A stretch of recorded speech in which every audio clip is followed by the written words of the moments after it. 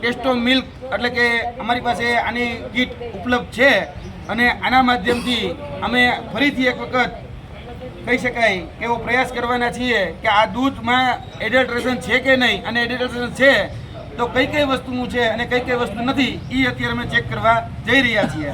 એક જે સ્ટ્રીપ છે એ અમે આની અંદર નાખીશું અને જે સ્ટ્રીપ છે એમાં કયા પ્રકારના કલર ચેન્જ થાય અને શું હોવાની શક્યતા છે કે નથી એ બધું જ એ આના દ્વારા એ ખ્યાલ આવશે.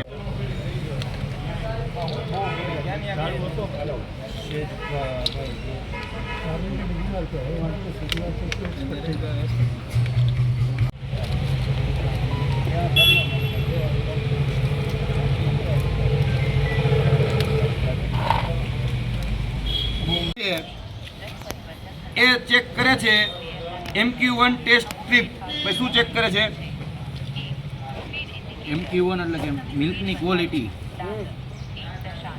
આ ત્રીજું જે લિટમસ પેપર જે છે અમારી પાસે એ ચેક કરે છે કે દૂધની અંદર ફર્ટિલાઇઝર એટલે કે સોડા છે કે નહીં એ ચેક કરે છે. આ છે સ્ટ્રીપ કે યુરિયા છે કે નહીં તે ચેક કરે છે.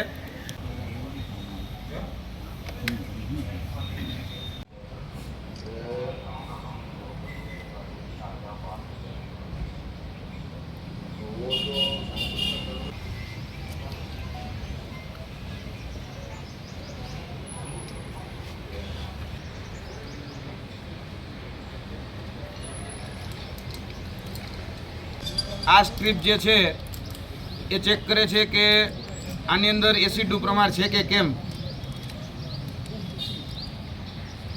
પેરોક્સાઇડ ચેક કરે છે કે નહીં. આ દૂધની MQ2 છે એટલે દૂધની ક્વોલિટી છે એ ચેક કરે છે.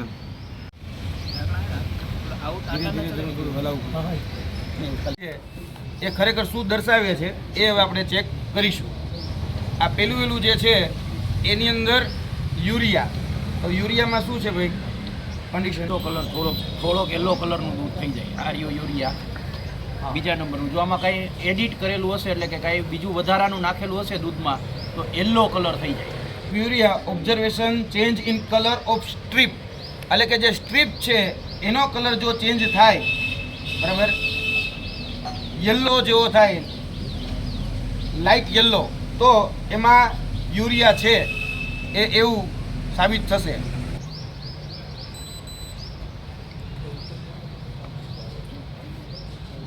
આ તમને કદાચ જો કેમેરાની અંદર દેખાતું હોય તો મને જરાક એવું લાગે છે કે લાઇટ યલો જરાક અમતો છે. એવું તો નથી કે સંપૂર્ણ યલો થઈ ગઈ હોય. થોડું ઘણું દેખાય છે લાઇટ યલો, એટલે થોડું ઘણું કદાચ કાસ્ટિક સોડા એટલે કે ન્યુટ્રલાઇઝેશન. Light pink. જો એમાં કાંઈ એડિટ કરેલું હશે દૂધમાં, મિલાવટવાળું દૂધ હશે તો લાઇટ પિંક કલર થઈ જશે. આ જે છે એટલે કલર સ્ટ્રીપનો થવો જોઈએ કે દૂધનો થવો જોઈએ? ઓકે. હવે આ કલર જે છે એ તમારે હવે ચેક કરવાનો છે કે થોડું ઘણું કંઈ એડલ્ટ્રેશન હશે તો એનો કલર જે છે એ ચેન્જ થવો જોઈએ. આ દૂધ છે એ પણ અત્યારે લાઇટ પિંક દેખાઈ રહ્યું છે. આ સ્ટ્રીપ જે છે એ પણ થોડીક લાઇટ પિંક જેવી દેખાઈ રહી છે. એટલે કદાચ એવું માનવામાં આવે છે કે થોડું ઘણું કંઈક એડલ્ટ્રેશન હોઈ શકે છે. આ કારણ કે કલર આ તમારા બધાની સામે છે. સ્ટાર્ચનું પ્રમાણ હોય તો શેનો કલર બ્લુ કેનો થવો જોઈએ? સ્ટ્રીપનો. આ પૂરેપૂરું વ્હાઇટ છે. આની અંદર કોઈ પ્રકારનો ચેન્જ એ નથી આવ્યો. આ સ્ટ્રીપની અંદર તમે જોઈ શકો છો કોઈ પ્રકારનો ચેન્જ નથી.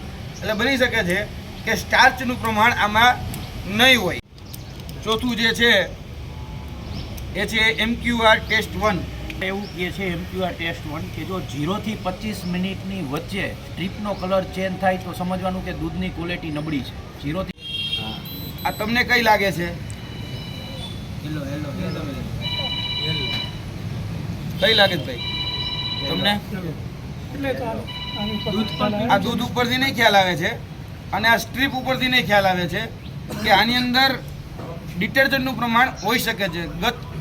તે ફીડ શેના કારણે મળતા હોય કે આપણે જે સાબુ હોય અથવા ડિટર્જન્ટ હોય એ ડિટર્જન્ટને કારણે એના ફીણ વળે. તો અત્યારે આની અંદર ડિટર્જન્ટનું પ્રમાણ છે કે નહીં, તો આ સ્ટ્રીપનો કલર ચેન્જ થવો જોઈએ. આ સ્ટ્રીપનો કલર એ ચેન્જ થયો છે અને આ જે કહી શકાય કે દૂધ છે એ દૂધનો કલર એ ચેન્જ થયો છે.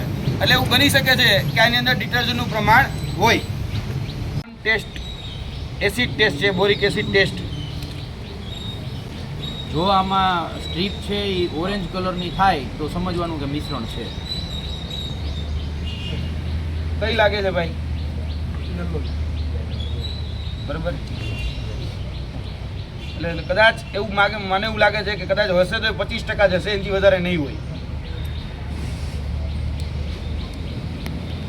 પેરોક્સાઇડ છે કે નહીં એ ચેક કરીએ. જો સ્ટ્રીપનો કલર ડસ્ટી યેલો કલર ટાઈપનો થાય તો સમજવાનું કે એમાં એનું પ્રમાણ વધારે છે. આ થોડું ઘણું એમાં માત્રા લાગે છે, બહુ વધારે પડતી માત્રા નથી લાગતી. એટલે 50% જે છે એવું લાગે છે. એટલે 50% આની અંદર જે કલર જે ચેન્જ થયો છે એટલે એને કારણે એવું કહી શકાય કે ભાઈ આમાં ડસ્ટી યલો જે છે કલર થયો છે. MQ2 0 થી 25 મિનિટની અંદર સ્ટ્રીપનો કલર કોઈ ચેન્જ નથી થયો તો સમજવાનું કે દૂધ ખૂબ નબળી ક્વોલિટીનું છે. હવે એનો કલર ઓલરેડી આ જે છે એ બ્લુ હતો અને બ્લુ ને બ્લુ એ રહ્યો છે. એટલે આની અંદર આ જે સ્ટ્રીપ છે એ સ્ટ્રીપનો કલર ચેન્જ એ હાલ સુધી નથી થયો. લગભગ 12 થી 15 મિનિટ જેવું થયું છે. આ 12 થી 15 મિનિટની અંદર આ કલર જે છે એ કલર સ્ટ્રીપનો કલર જે છે એ સ્ટ્રીપનો કલર તમને બધાને એ યથાવત લાગતો હશે. એટલે શું થઈ શકે? સ્ટ્રીપનો કલર એને હોય તો દૂધ નબળું છે, દૂધ ક્વોલિટીમાં થોડું નબળું છે એવું કહેવા માગે છે.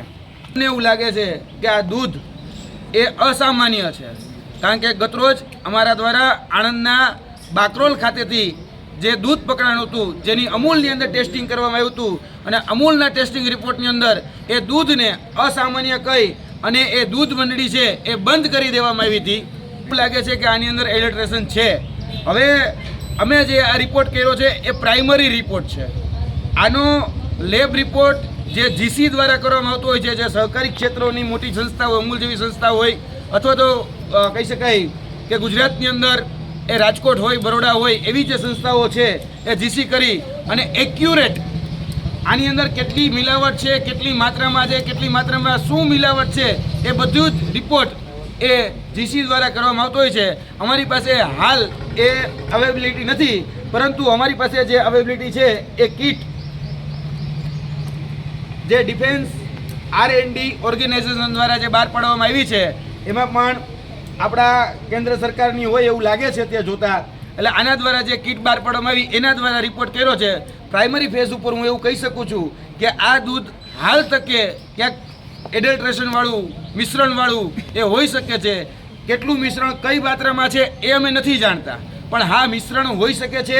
એ આ બધા જ ટેસ્ટિંગથી એ પુરવાર થાય છે.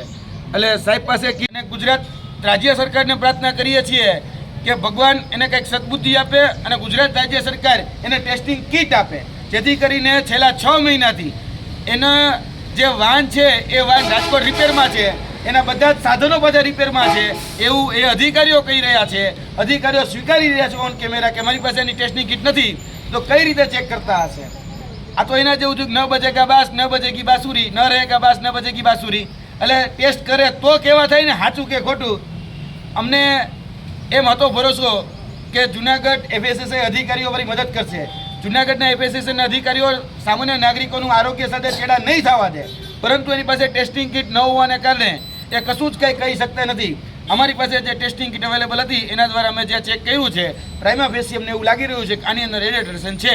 હવે બાકીનો રિપોર્ટ જ્યારે આવો હોય ત્યારે આવે, જેને જે રિપોર્ટ કરાવવો એ કરાવે. આ જનતાના દરબારમાં અને જનતાની અદાલતમાં અમે આ વસ્તુ મૂકી દીધી છે.